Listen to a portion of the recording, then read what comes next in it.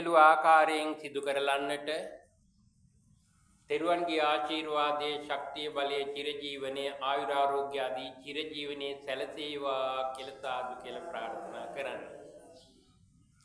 ඒ වගේම පින්වත් ඔබ හැම දෙනාගේ ආදරණීය රත්තරන් අම්මලා තාත්තලා වර්ග પરම්පරානුයාත සියලු ඥාතීන්ගේ කැපවීම නිසා තමයි ඔයත්තන් මේ වගේ ගුණ නැන දෙකෙන් පිරිපුන් චරිත බවට පත් වෙලා ගෝරතර දුක්ඛිත සසරෙන් එතර වීම සඳහා අවශ්‍ය කරන මගහසර මේ දැනට ඔබට ලබා දුන්නේ ඔයත්තන්ගේ ආදරණීය සහලේ ඥාති බන්දු වර්ගයා. එයත්තන්ට සිතක් සාන්තියක් යහපතක් වේවා නිවනින් සැනසීම ලැබේවා කියලා සාදු කියලා ප්‍රාර්ථනා කරන්න. ඔබට හිතතියන් වගේම ඔබට අහිතවත් නැත්තන් ඔබව ගුණයෙන් පෝෂණය කරන්නට ඔබට යම් එදිරිවාදී කමක් කරා නම් ලෝක යථාර්ථය ඒ ඇලීම ගැටීම කියන දෙක තුල ක්‍රියාත්මක වෙනවා. ඒ නිසා ඒ සෑම සියලු අහිතවත්කම් දක්වන සියලු දෙනාටත් උතුම් ගුණ දහම් වැඩේවා, සියලු යහපත වේවා, උතුම් නිර්වාණ ධාතුව ප්‍රතිවේද වේවා කියලා සාදු කියලා ප්‍රාර්ථනා කරන්න. ඔබගේ ඒ අහිංසක සාදුනාදයත් සමගම මේ විශ්ව ධාතුවේ ප්‍රතිසන්දිතල 31ක් තුල ජීවත් වන්නා වූ රූපාවචර අරූපාවචර කාමාවචර 31 ප්‍රතිසන්දිතල තුල ජීවත් වන්නා වූ සියලුම සත්වයන්ද බුදුරජාණන් වහන්සේගේ ජාති ක්ෂේත්‍රය වන ලෝක ධාතු දසදහසක තුල ජීවත් වන්නා වූ ඒ සියලුම සත්වයන්ද බුදුරජාණන් වහන්සේගේ ආඥා ක්ෂේත්‍රයක් වන කෝටි ලක්ෂයක් සක්වල තුල ජීවත් වන්නා වූ සියලුම සත්වයන්ද විෂයක් ක්ෂේත්‍රයේ වූ අප්‍රමාණ ලෝක ධාතුන් තුල වාසය කරන්නා වූ සියලුම සත්වයන්ද නිදුක් නිරෝගී සුවපත් වේවා, සාන්ත සුවයෙන් සැනසීම ලබා ගනිත්වා කියලා සාදු කියලා ප්‍රාර්ථනා කරන්න. සබ්බ භූත හිතානුකම්පී විහෙරති කියන උතුම් ගුණයට පිවිසෙමින් ඔබ සියලු සත්වයන්ට මෛත්‍රී චින්තාවලිය පතුරවමින් ඊ타ත්ම පින්සාර චරිතයක් බවට ඔබපත් වුණා. අද පුරපසළොස්වක බොහෝ දිනයේදී අපේ ගෞරවනීය නායක ස්වාමින් වහන්සේ ධර්මදේශනාවේ මාතෘකාව හැටියට උන්වහන්සේ යෝජනා කොට වදාලා අපේ හාමුදුරනේ සීලය පිළිබඳව අරමුණු කරගෙන මාතෘකා කරගෙන ධර්මදේශනාවක් පවත්වන්නට කියලා. පින්වතුනි, සීලය කියන එක ඔයාලා හොඳට දන්නවා. අපේ නායක හාමුදුරුව අවශ්‍ය කරුණු කාරණා පැහැදිලි කරලා දීලා තිබෙනවා.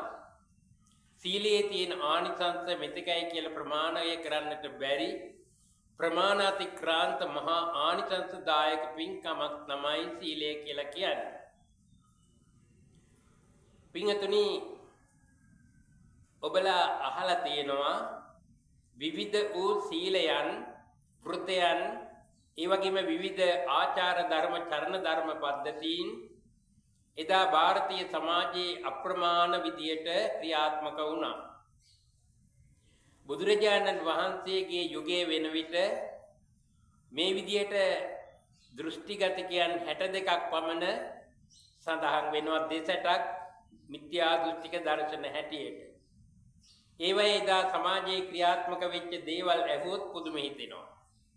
අජය වෘත, ගෝ වෘත, සුනක වෘත, කුක්කුර වෘත ආදී වශයෙන් මේ වෘත සමාදානයන් පිළිබඳව සඳහන් වෙනවා. අජ කියලා කියන්නේ එළුවට. ඊළඟට ගෝ කියලා කියන්නේ හරකට. ඊළඟට බල්ලෝ ආදී මේ සත්තු වගේ තමයි ඒගොල්ලෝ ගොඩාක් හොඳ සීලයක්, වටිනා සීලයන් හැටියට යාලා ඒ විදිහට තමයි ජීවත් වෙන්නේ. කන්නේ බොන්නේ තමන්ගේ සාමාන්‍ය ක්‍රියාකාරකම් ඔක්කොම සතුන් විදියට. කුක්කුර නේද? ඒ වගේ සතුන් බල්ලන් විදියට කන්නේ බොන්නේ, අතින් කන්නේ නැහැ, කටින් බිම දාලා ඒ විදියට තමයි එදා සමාජයේ හරියට ගරු කළා යාලා. ගොඩාක් ගරු කළා. ඒ සමාජයේ ඒ විදිහට හිටපු අය මොනතරම් ඒකේ තියෙන නිස්සාර භාවයේ භාග්‍යවතුන් වහන්සේ පෙන්වලා දුන්නද කියනවනම් ඔයාලා අහලා තියෙනවා බුදුරජාණන් වහන්සේටම උපස්ථාන කරපු සුනක්කත්ත කියන භික්ෂුව. බුදුහාමුදුරන්ටම උපස්ථාන කරගෙන ළඟ ඉන්නවා. කෝරක් කත්තිය කියන මේ වෘත සමාදන් වෙච්ච මේ පුජ්‍යලයා දැකලා සුනක්කත්ත හාමුදුරුව වඳිනවා. බුදුහාමුදුරුව පසුපසින් ගමන් කරන ගමන් වන්දනා කරනවා. බුදුරජාණන් වහන්සේ මේ කාරණේ දැකලා මේක දිග කතාවක් අපි කෙටියෙන් කියමු කාලේ මදි නිසා මෙයා හොඳට පැහැදිලා. දැන් බුදුරජාණන් වහන්සේ අවස්ථාවේදී පැහැදිලි කරනවා මේ කෝරක් කත්තිය දින 7කින් මරණයටපත් වෙලා අවීචියේ උප්පත්තිය ලැබනවා කියලා. දැන් සුනක්කත් හාමුදුරන්ට බලන්න බුදුරජාණන් වහන්සේ කෙරෙහි ධර්මයේ කෙරෙහි සංඝ රත්නයේ කෙරෙහි විශ්වසනීයත්වයක් නොමැති බව කියලා කියන්නේ මෙයා ගිහින් කියනවා බුදුහාමුදුරුවෝ මෙහෙම දෙයක් කිව්වා අපි ඔක බොරු කරමු. බොහොම ප්‍රවේශම් ඉන්න කියලා. එතකොට බලන්න අර විදිහට මම මේ කතා කරන්නේ සීලයේ තියෙන එදා සමාජයේ තිබිච්ච ඒ ක්‍රියාකාරකම් තුළ පුජ්‍යලයේ සුගතිගාමී වෙනවද දුගතිගාමී වෙනවද කියන එක පැහැදිලි කරන්න. මේ ආර්යකාන්ත සීලය කියන එකත් අනාර්ය සීලය කියන එකත් පැහැදිලිව දෙකක්. පැහැදිලිනේ? එතකොට මේ ආර්යකාන්ත සීලය එහෙමත් නැත්නම් උතුම් වූ ආර්ය ප්‍රතිලාභයේ පිණිස ක්‍රියාත්මක වීම සඳහා අවශ්‍ය කරන සීල ධර්මයන් ගුණ ධර්මයන් භාග්‍යවතුන් වහන්සේ සර්වඥතා ඥාණයෙන් යුක්තව දේශනා කළා. ඒ දේශනාවන් එදා සමාජයේ යම් ක්‍රියාකාරකමක් තිබුණා නම් ඒ සමාජයට හිත පිණිස පවතින ඊළඟට පුජ්‍යලයාට හිතසුව පිණිස පවතින ඒ වගේම බුද්ධ කාරක ධර්ම එමත් නැත්නම් බුදුරජාණන් වහන්සේගේ පරමාර්ථය මොකක්ද ලෝක සත්වයා සංසාර ගෝරතර සසරින් එතර කරවීම. ඒකටයි බුදුරජාණන් වහන්සේ ඒ බුද්ධත්වය අවබෝධ කරගත්තේ. නැත්නම් උන්වහන්සේට ඊතා ඉක්මනින්ම නිර්වාණ අවබෝධය ලබා ගන්නට තිබුණා. නේද? අලුයමලෝ කෙලපිඩක් තෙයින් ඒක බැහැර කළා. මේ සමාජයේ තියෙන සාමාන්‍ය ප්‍රශ්න විසඳන්න නෙවෙයි භාග්‍යවතුන් වහන්සේ බුද්ධත්වය අවබෝධ කරගත්තේ. ගොරාක් අද සමාජයේ කියනවා අඟුලිමාලට ඇයි එච්චර මරන්න දුන්නේ කලින් ගිහිල්ලා බේර ගන්න තිබුණනේ කියලා මහා මෝඩ තර්ක ඉදිරිපත් කරනවා. එතකොට මිනිසුන් මරණ එක නවත්තන්නවත් පුජ්‍යලේකුගේ කර්ම විපාක නවත්තන්නවත් නිකන් විද්‍යාවන් කරන්නවත් නෙවෙයි භාග්‍යවතුන් වහන්සේ බුද්ධත්වයේ ලබා ගත්තේ. බුද්ධ කෘත්‍යයක් තියෙනවා බුදුහාමුදුරන්ගේ කාර්ය කොටසක් තියෙනවා බුදුහාමුදුරන්ගේ කාර්ය කොටස තමයි සත්‍ය පුජ්‍යලයා ඒ අවශ්‍ය කරන පාරමී ධර්ම පූර්ණේ කරලා තිබෙනවා නම් ඕ සඳහා අවශ්‍ය කරන ඒ ධර්මාවබෝධය සඳහා මඟ හතර හෙළි කර දීම. පැහැදිලි නේද අම්මලට? එතකොට ඒ සඳහා අවශ්‍ය කරන දේශනාවන් උන්වහන්සේ ක්‍රමිකව පිළිවෙලට ලස්සනට ඒ නිර්වාණ ධාතු අවබෝධ කර ගැනීමට අවශ්‍ය කරන ආකාරයට දේශනා කළා තිබෙනවා. එතකොට මේ දේශනාවන් ඉක්ම වූ පිරිස් එදා සමාජයේ භාග්‍යවතුන් වහන්සේගේ පසුපසින් ගමන් කරපු කෙනාත් ඒ විදිහට මිත්‍යා දෘෂ්ටිකව කටයුතු කරපු සමාජයක් එදා තිබුණා.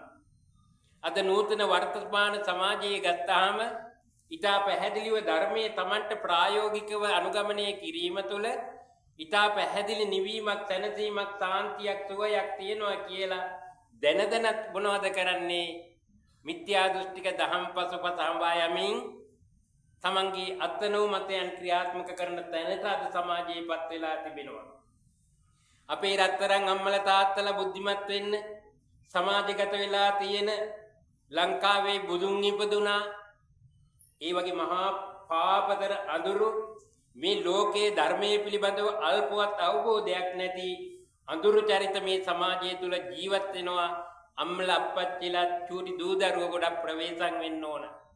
මම මේ කාරණයක් මතක් කරමින් අපි පුංචි දැනුවත් කිරීම දහම් අවවාදයේ වශයෙන් සිදු කළ යුතු පවතින නිසා ඔයාලා අපිලා බේරෙන්න ඕන නිසා මම මේ කාරණා ටික පැහැදිලි කළේ. හොඳයි. දැන් ඔයත් දන්නවා එදා බුදුහාමුදුරන්ගේ පසුපසින් ගමන් කරපු චරිතත් එහෙම වුණා නම් අද කිනම් කතාද හොඳයි අම්මනේ. එතකොට මේ සීලය කියන මාතෘකාව තමයි අද අපි මාතෘකාවට ගත්තේ. ඒකේ මහා ගම්භීර අර්ථයක් තියෙනවා. ඔයත් අහලා තියෙනවා සීල පරියෝදාතං පඤ්ඤා පඤ්ඤා පරියෝදාතං සීල කියලා. මේ ප්‍රඥාව සහ සීලය කියන දෙක පිළිබඳවයි එතන කතා කරන්නේ. මා මාතෘකා කරපු ගාථාවෙත් ඒ ධර්මකාරණේ තියෙනවා. සීලේ පතිට්ඨාය, පතිට්ඨ කියලා කියන්නේ පිහිටීම. එහෙමත් නැත්නම් අත්තිවාරම ෆවුන්ඩේෂන් එක නේද? එතකොට මේ අත්තිවාරම යම් ආකාරයකින් දුර්වල නම් ඊළඟට ඒක ක්‍රමානුකූලව සකස් කරලා නැත්නම් ඉදි කරන බිත්ති බැමි ආදී පිළිබඳව කතාවක් කරන්නට පුළුවන් කමක් නැහැ. ඒක නිරන්තරයෙන්ම පැවැත්මක් ඒ තුල ඇත්තේ නැහැ, කඩා වැටෙනවා. එහෙනම් බිත්ති ටික කොහොම හරි යටවලා වහල ගැහුවා කියලා හිතන්නකෝ. ලී ටික උඩ රැඳිලා තියේවිද? වහලේට සෙවිලි කරපු ඒවා රැඳිලා තියේවිද? ඔක්කොම අර පදනම ශක්තිමත් නැති නිසා කඩා වැටෙනවා తాවකාලිකයි. එහෙනම් අපේ මූලික පදනම මොකද්ද? අත්තිවාරම මොකක්ද? සීලයයි. ඔයත් හරියට කැමති දන් පූජා කරන්න. ප්‍රයොරිටි එක ප්‍රමුඛතාවය දෙන්නේ කොමටද? දානයට. බොහොම හොඳයි. ගිහි ඇත්තන්ට තියෙන පිළිවෙත් ක්‍රමය ඕක තමයි. මොකක්ද? දාන සීල භාවනා නේද? දන් දීම, සිල් රැකීම, භාවනා කිරීම. අන්න දැන් පළවෙනි තැන කතා කරපු එක ඔයත්තන්ගේ ක්‍රියාකලාපයේදී පළවෙනි තැනට දානය ආවා, දෙවෙනි තැනට සීලය ආවා. දැන් 1 2 දෙකම ක්‍රියාත්මක විය යුතුද නැද්ද? විය යුතුයි. එතකොට සීලවත් භාවයක් නැති කෙනා තුළ කවදාවත් ප්‍රඥාවක් විසද වෙනවද? ප්‍රඥාවක් වැඩෙන්නේ නැහැ. එතකොට සීලවන්ත පුජ්‍යලයා තමන්ගේ සීලය පිළිබඳව ක්‍රියාත්මක වීමට අවශ්‍ය කරන්නේ මොකක්ද? නැනනුවන දැනීම, අවබෝධය විතරක් නම් මදි. එතනින් ඔබට ගිය ප්‍රඥාව දියුණු වෙලා තියෙන්නට ඕන.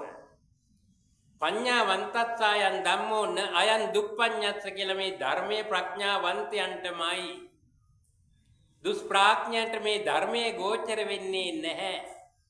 එහෙනම් මේ ප්‍රඥාව දියුණු කර ගැනීම සඳහා තියෙන මාර්ගයේ තියෙන ප්‍රධාන ගුණාංගය මොකක්ද? සීලයයි. ඇයි ඔයාලා සිල් රකින්නේ? අපි සාකච්ඡා මාර්ගයෙන් මේක ඉදිරියට ගෙන යමු. ඔයත් සිල් සමාදන් වෙන්න හේතුව මොකක්ද?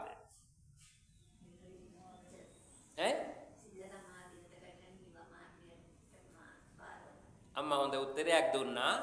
හැබැයි අම්මේ මෙතන මෙහෙම එකක් තියෙනවා. සිත සමාධියට පත් කර ගැනීම සඳහා සීලය උපකාරක ධර්මයක්. එතකොට සීලය කියලා කියන්නේ කුමක්ද? කාය වාක් සමෝදානං සීලං. පැහැදිලිනේ? කයෙහි සහ වචනයෙහි නිමුණු බව, දැමුණු බව, සාන්ත බව, පිරිසිදු බව ඕනම වචනයක් ගැළපෙන විදිහට යොදා ගන්න පුළුවන්. එතකොට කයෙහි සහ වචනේ තියෙන සාන්ත බව. දැන් බලන්න කයෙන් මොකක්ද ඇති වෙන සාන්ත බව? ඔව් ප්‍රාණඝාතය, අදත්තා දානය, කාම මිත්‍යාචාරය. බොහොම හොඳයි. එහෙනම් ප්‍රාණඝාතයක් සිදු කරන්නේ නැති සියලු සත්වයන්ට සබ්බභූත හිතානුකම්පී විහෙරති චරිතයක් නම් කොච්චර ලස්සනයිද චරිතේ නේද? අදත්තා දානය කියලා කියන්නේ ලෝභය, කදරිය, පාප සංකල්ප දුරු කරලා අනුන්ගේ දෙයකට ආසා නොකරන, අනුන්ගේ සම්පත් තමන්ගේ යයි නොසිතන සිතක් තියෙනවා නම් කෙනෙකුට ඒ දේ කරන්නේ නැත්නම් මොනතරම් පිරිසිදුයිද නේද? කාමී වර්ධවා හැසිරීම මේක අපි මේ කතා කරන කාමයට ටිකක් එහාට අපි යන්න ඕන. එතකොට තමයි ප්‍රඥාව වැඩෙන්නේ. පැහැදිලිනේ? කාමයේ ගත්තාම අද කතා කරන සමාජයේ කාමයේ නෙවෙයි, ඒක ප්‍රාථමික වචනයක්. ඔතනින් එහාට ගියාම රූප කාමයේ, ශබ්ද කාමයේ, ගන්ධ කාමයේ, රස කාමයේ, පොට්ටබ්බ කාමයේ, ධම්ම කාමය. ධම්ම කියන්නේ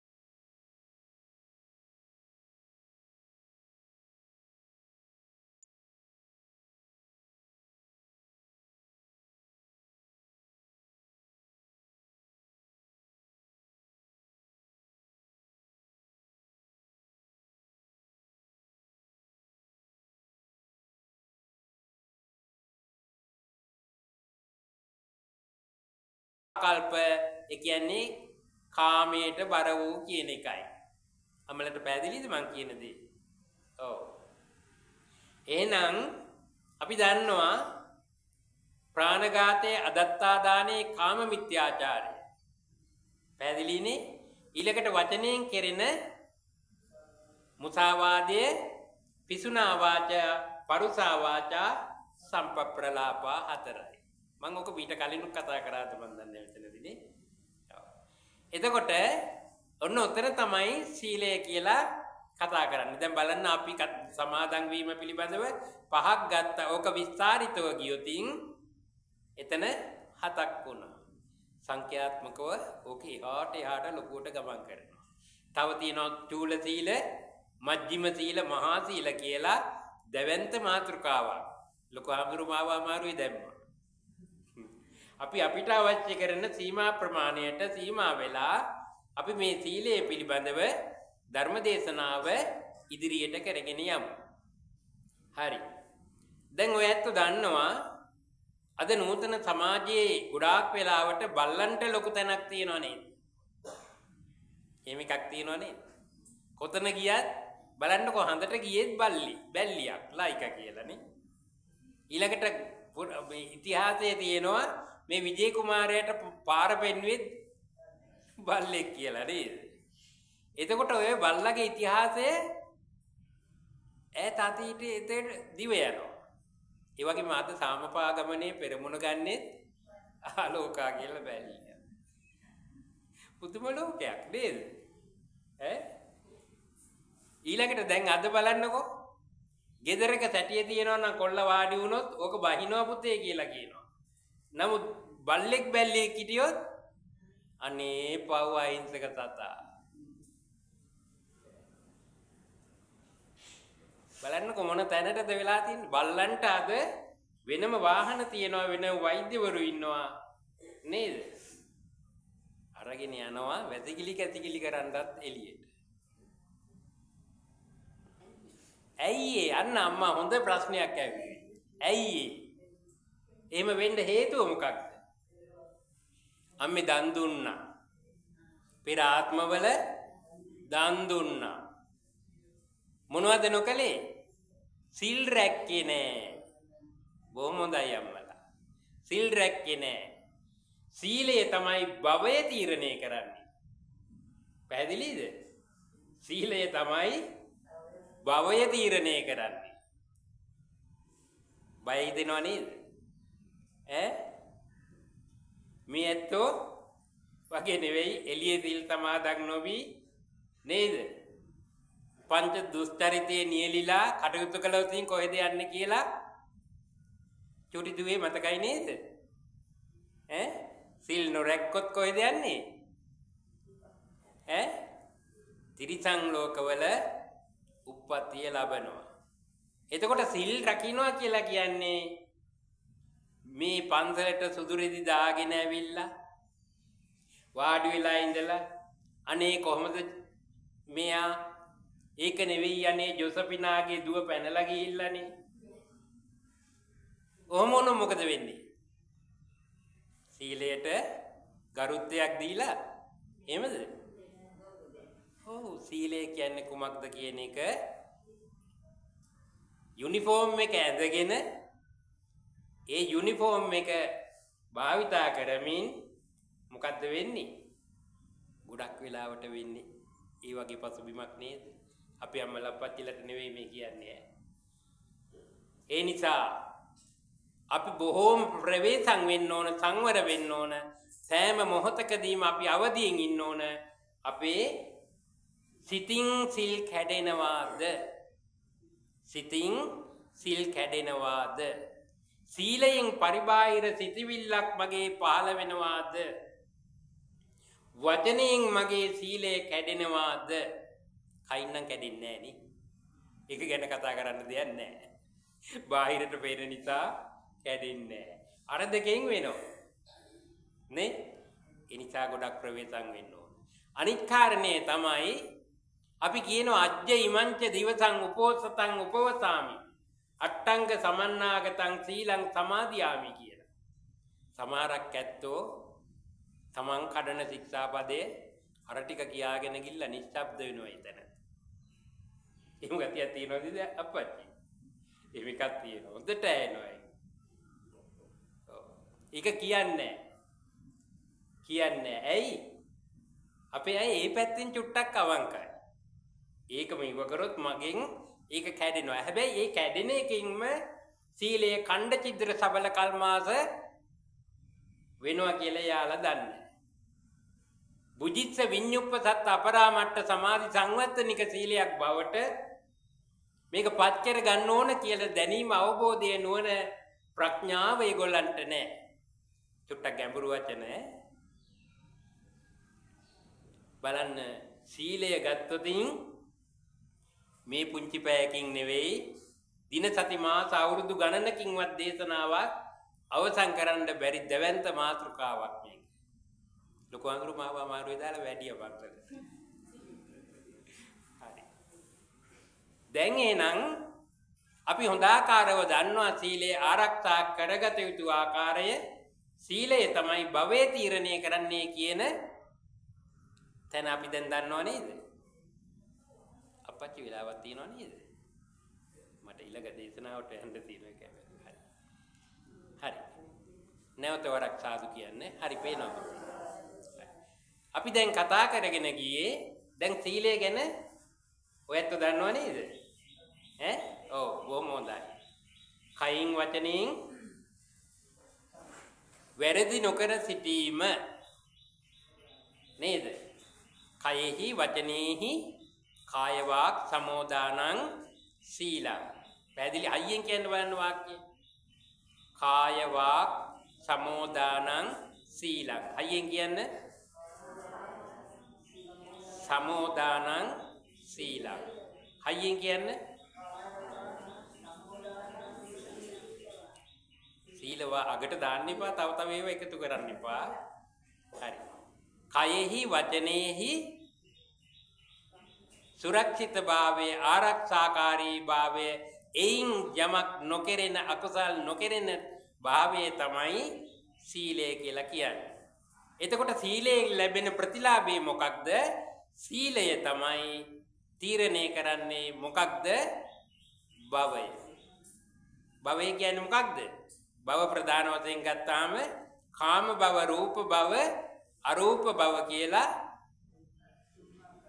ඔව්. එතකොට ඔක කොතනද තියෙන්නේ? පටිච්ච සමුප්පාදයේ තියෙනවනේ. අපි විවිධ තැන්වල දැන් අපි ওই මාතෘකාව ගත්තාම ධර්මපර්යායන් ඕනෑම තැනකදී සාකච්ඡා කරන්න පුළුවන් මාතෘකාවක් තමයි අපේ ලොකු ආමතුරු අපිට පවරලා ගියේ. හරි. දැන් එහෙනම් මේ කාම ලෝකයේ තියෙනවනේ කාම ලෝක මොනවද? සතර අපායක් තියෙනවා. මනුස්ස ලෝකයක් තියෙනවා 5යි, දිව්‍ය ලෝක 6ක් තියෙනවා. ඔන්න කාම ලෝක කාමාවචර ශක්තියින්ගෙන් නේද? එමත් නැත්නම් කාමාවචර කුසල්, කාමාවචර අකුසල් වලින් භවයේ තීරණය කරන උප්පත්ති ස්ථාන. රූපාවචර කිව්වේ ධාන වලින් ප්‍රථම ධාන, ဒုတိ ය ධාන, තෘතිය ධාන, චතුර්ථ ධාන කියන ධාන වලින් භවය තුල උප්පත්තිය ලබන්නේ රූපාවචර ධාන වලින්. කොයිද උප්පත්තිය ලබන්නේ? රූපාවචර භවය. අරූපාවචර කියලා කියන්නේ එතන රූපයක්වත් නැහැ. රූපයේ තිබුණොත් ගැටලුවක්නේ. ඒ ගැටලුව නිසා ඒගොල්ලෝ රූපය ඉක්මවන්න ධානා භාවනා වැඩුවා. ඒකෙන් ඒගොල්ලෝ ඒ ආකාශයේ සිත පිහිටෙව්වා. ආකාසානං ඡායතනෙ. විඥානේ නැමැති සිතෙහි තැම්පත් කළා. රූපය දුෂ්කර අමාරුයි. රූපේ වදයක් කියලා හිතුවා. විඥානං ඡායතනෙ. ආකින්චඤ්ඤායතනේ නේව සංඥානා සංඥායතනේ සිතේ ලෞකික වශයෙන් ප්‍රගතියට දියුණුවට සමාධියට පත් වෙලා ලබන භවයන් ගැනයි එතන කතා කරන්නේ. එතකොට භවයේ දුකක්ද සැපක්ද? ගත්ත කටටම කියයි අනේ හාමුදුරනේ භවේ නම් දුකක් කියලා. හැබැයි මේ භවයෙන් අපි ඈතර වෙන්න ඕන කියලා කිව්වොත් ඒකටත් අනේ වූ හාමුදුරනේ සාදු සාදු කියයි. කියනව නේද? ඊළඟට භවයේ දුක ගැන කිව්වොත් අනේ ඇත්තනේ නම් හාමුදුරනේ ඔව්නේ කියලා කියයි. ඊළඟට හාමුදුරුවෝ පිරිකර පූජා කරලා ජාතියක් ජරාවක් ව්‍යාධියක් නැත්තා වූ සුගති සංඛ්‍යාත මතු දිව්‍ය තලවල උප්පත්තිය ලැබේවා කිව්වොත් මොකද වෙන්නේ? අයිට වඩා සාදු කියනවා. කියන්නේ නැද්ද? කියනවා. නේද? දැන් චාතුර් මහරජකේ උප්පත්තිය ලැබුවා කිව්වොත් ඒවයි තියෙන සැප සම්පත් කියලා සාදු කියනවා. තහවතින්සේ තොරතුරු කිව්වොත් ඊටත් වඩා හයියෙන් සාදු කියනවා. යාම දිව්‍ය ලෝකේ සම්පත් කිව්වොත් ආයු කාලය කිව්වොත් ඊටත් වඩා සාදු කියනවා. තුසිත ඊටත් වැඩි, නිම්මාන රතිය පරිනිම්මිත ඊටත් වැඩි. දැන් ඔය ටික කරලා දැන් ඕක මැරිලා ඉපදෙනවා නන්දන වනයේට එක්කන් යනවා නේද? මේ දිව්‍ය මල් මාලා මේ පර වෙලා යනවා, ගඳ ගහනවා, රෙදි වලින් දාඩිය හමනවා කියලා ඕක ගැන හිත පිවිටෙව්වොත් ඊට වඩා තියෙනවා ප්‍රථම ධානයේ දියුණු කරන්න. ඒකේ ආවිස මෙච්චරයි කල්ප වලින් කිව්වොත් එහෙම කොහොම හරි අරකින් ගැලවිලා අතරට යනවා. නේද? ප්‍රථම ධානයේ කොහොම හරි ලබා ගන්නවා. කොහොම තමයි භවයේ අවබෝධය ලබා ගන්නා තරමටම ඊළට යන්න උත්සාහ කරනවා. හැබැයි අපි එක දෙයක් මතක තියාගන්න ඕන. මේ මනුෂ්‍ය ප්‍රතිසන්දියක් ලැබුවේ කාමාවචර මහා කුසලයකින්. ඕගොල්ලෝ පෙර ආත්මවල ආනන්තරේ පාප කර්ම වගේ මහා භයානක අකුසල් කරලා නැහැ. ඇයි එහෙම කියන්නේ? එහෙම වුණා නම් අද ඔයගොල්ලෝ මේ මනුෂ්‍ය ලෝකේ නෙවෙයි අපායේ ජීවත් වෙන්නේ. අපේ අම්මලා හරි බුද්ධිමත් දැන් නේද? අපච්චිලා හරි වටිනවා. සතුටුයි එහෙම අහන්න ධර්මයේ පිළිබඳව හොඳ අවධානයෙන් ඉන්න බව පේනවා, ශ්‍රවණය කරන බව පේනවා. ඒ නිසා කාරුණික පිංගතුනි අපි ගොඩාක් වෙලාවට හිතන්න ඕන, සිහිපත් කරන්න ඕන, මෙනෙහි කරන්න ඕන මොකක්ද? මේ ලෝකයේ තියෙන සෑම ධර්මතාවයකම අනිත්‍ය දකින්නට. අනිත්‍ය වශයෙන් පවත්නා වූ ධර්මතා තුල සැපයක් කියලා දෙයක් නැහැ, දුක තියෙන්නේ. නමුත් සැපේ පිටින් ආලේප කරලා තියෙනවා විස සීනි බෝලයක් වගේ නේද? ඇතුලේ හලාහල විස පිටින් ලස්සනයි රසවත්. ඔන්න ඔය ලස්සනයි රසවත් කියන දෙකට තමයි ඇලිලා වෙලිලා බැඳිලා ගැලිලා සිටින්නේ. අතිශය ප්‍රියජනකයි. අතිශය දැන් ඕකේ ඇත්තම හලාහල විස පිළිබඳව අවබෝධයක් තියෙනවා නම් ඇලෙයිද අර සීනි බෝලේ පිට රසයට සහ වර්ණයට? භවයේ ඔන්න ඔය වගේ පසුබිමක්. කාම තණ්හාවෙන්, භව තණ්හාවෙන්, විභව තණ්හාවෙන් විවිධ ක්ලේශයන්, උපක්ලේශයන්ගෙන්, අනුසයන්ගෙන් විවිධ තේ තුලින් නීවරණ ධර්මයන්ගෙන් වියත් වෙයිලා තියෙනවා. මේක මතු කරගන්නේ කොහොමද? අවධානයෙන් ඉඳලා මේ තියෙන தત્ත්වයේ යථා තත්ත්වයේ දකින්නට අපි උත්සාහවත් වෙන්නට ඕන. අපිට තියෙනවා S2. S2 තියෙන්නේ රූප දිහා බලලා රූප අරමුණ රස විඳීමට. මොකද කරන්නේ? එහෙම කතා කරනකොට එහෙම නෙවෙයි කියලා කියනවා නමුත් අපි ටීවී එක ළඟට ගිහිල්ලා එහෙමත් නැත්නම් ස්මාර්ට් ෆෝන් එක ළඟට ගිහිල්ලා බණපදත් අහනවා තමයි. උප්පත්තියෙන් ලැබපු ඒ මහා වටිනාකම ආවේ මේකටයි මම කියන එක සැරින් සැරේ මතු කරලා දෙනවා. නමුත් ආවේ මේකට නෙවෙයි උඹලා සැප විඳින්නයි කියලා මාරයා නැවත නැවත කෙලෙස් වලට යොමු කරනවා. හොඳට මතක තියාගන්න. එතකොට ඇස් දෙක මාරයේ, කන් දෙක මාරයේ, නාසය මාරයේ, දිව මාරයේ, කය මාරයේ, අරමුණු මාරයේ. බලන්නකෝ මාරයත් එක්කලා කරන වැඩ ටික නේද? දැන් පැහැදිලිද අම්මලට? පුරාණ කර්ම වලින් සකස් වෙච්ච මේ ධර්මතා ටික කලමනාකරණය කරගැනීමේ ශක්්‍යතාවයේ හැකියාව කුසලතාවය තියෙන කාටද? ඔයාලා ඒක කරගන්නමයි මේ මිනිසත් භවයේ මේ වගේ උතුම් ධර්මද්වීපයක උප්පත්තිය ලැබුවේ. පැහැදිලි නේද අපේ අම්මලට?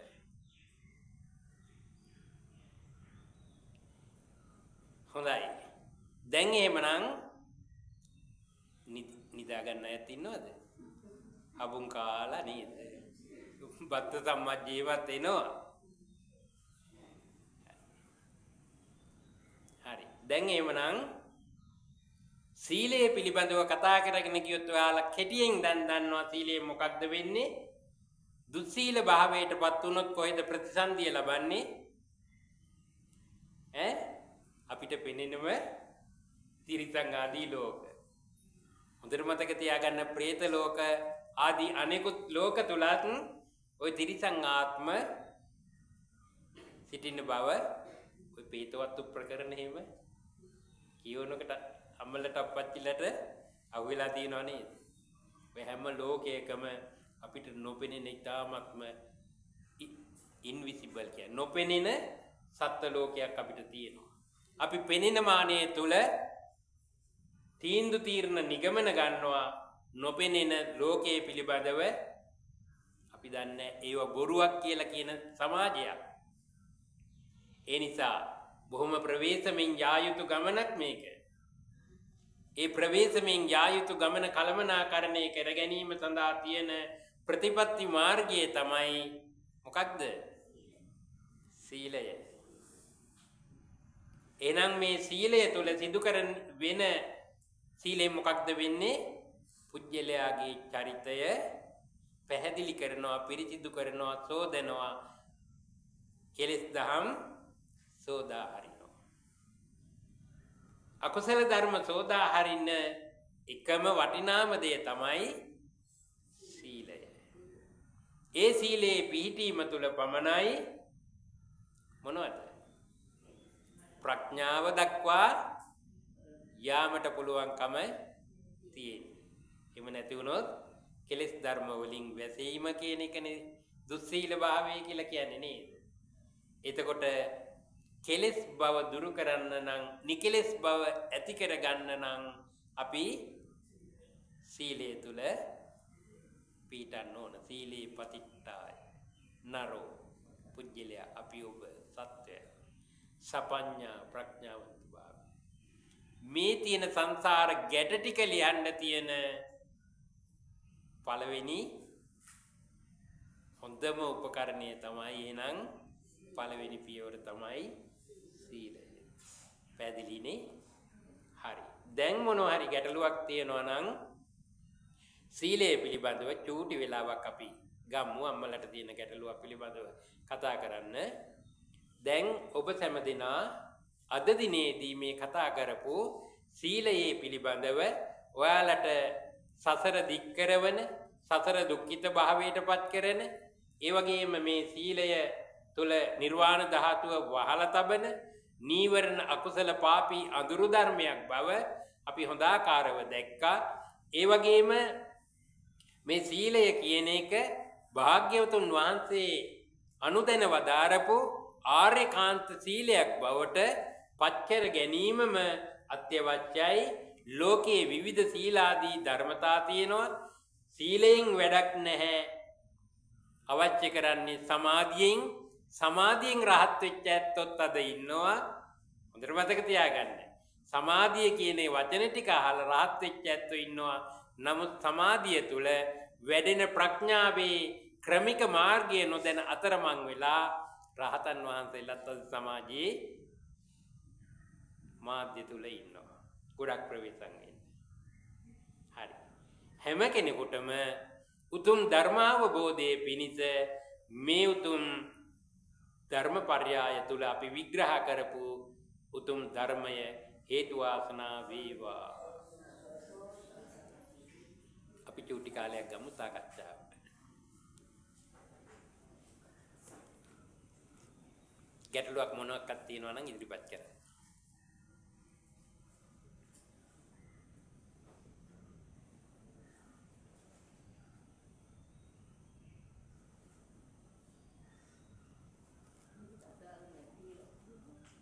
කමන්නේ අම්මලට තියෙන මොනවා හරි ගැටලුවක් තියෙනම් කියන්න. අවසරයි ගෝමුණන්ට මේ කඩේට මෙහෙණි මාත්‍රා වගේ වඩි දෙනවා. ඔව්. මෙහෙණි මාත්‍රා ඔය බණ කියලා ඉතින් අන්තිමට කිව්වා දානෙන් වැඩක් නැහැ, දීලෙන් වැඩක් නැහැ, භාවනාවෙන් වැඩක් නැහැ කිව්වා. ඔව්. මම ඒකට විරුද්ධ වුණා. ඒක මට පෞද්ගලික දෙන්නේ නැහැ. අපේ අම්මා යථාර්ථ සත්‍යය අම්මා හඳුනාගෙන තියෙනවා. අම්මව මේ අගේ කිරීමක් නෙවෙයි. දානයේ සීලයේ භාවනාව ප්‍රතික්ෂේප කරා නම් අන්ත මිත්‍යා දෘෂ්ටික චරිතයක්. ඔව්. ඒගොල්ලන්ට හැබැයි ගැටෙන්න යන්න එපා. අම්මට පුළුවන් උපකාරය කරලා ඒ අදහස් මතවාදයන් පැත්තකට දාන්න, ඩස්බින් එකට දාන්න.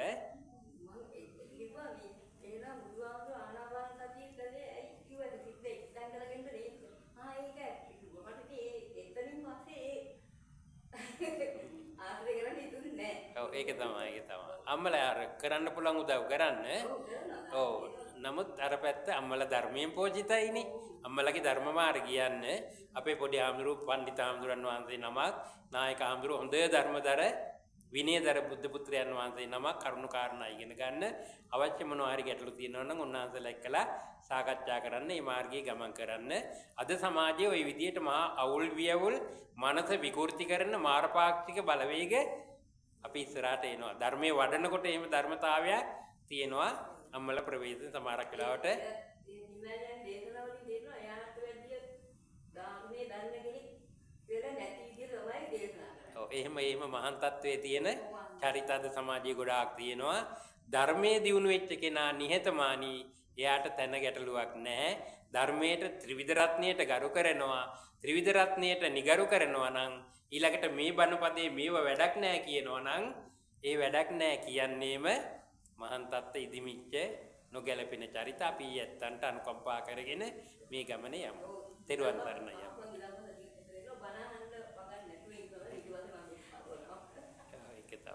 ඒ කතා කරන දේ මොනවා හරි කවුරු හරි මතයක් ඉදිරිපත් කරොත් අපේ නායක අමුරල්ලට එහෙම මතක් කරන්න මේම සිද්ධියක් වුණා කියලා.